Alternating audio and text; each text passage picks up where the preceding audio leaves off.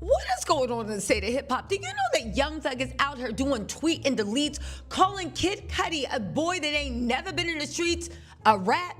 Thank you, Young Thug, for exposing the fact that because of Fulton County's corruption, Brian Still got you off. And speaking of Brian Still, you know Judge Iron put Brian Still in his place. He let them know, don't you dare bring in that Fulton County antics into this Southern District of New York courtroom. Literally, the judge in the Diddy trial told Brian Still, baby, you don't run me and you best mind your manners. Brian Still couldn't do anything but say, okay, thank you, Your Honor, and sat down. And Judge Aaron was like, let's get into this. First of all, let's talk about Young Thug, right? First of all, Young Thug, shut up. What is going on with these generation of men? You basically exposed yourself and you're letting us know how the Cassie thing happened.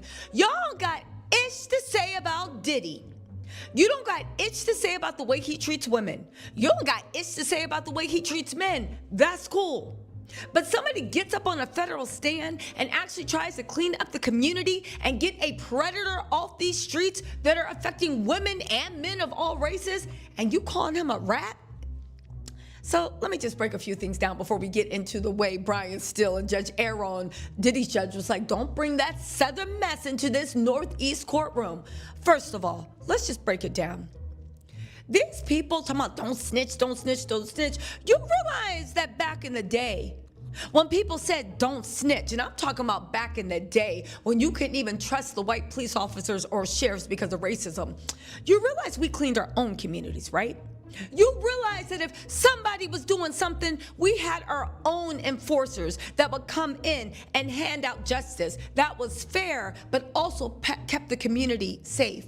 I feel like these people talking about, you a snitch, you a snitch, you a snitch.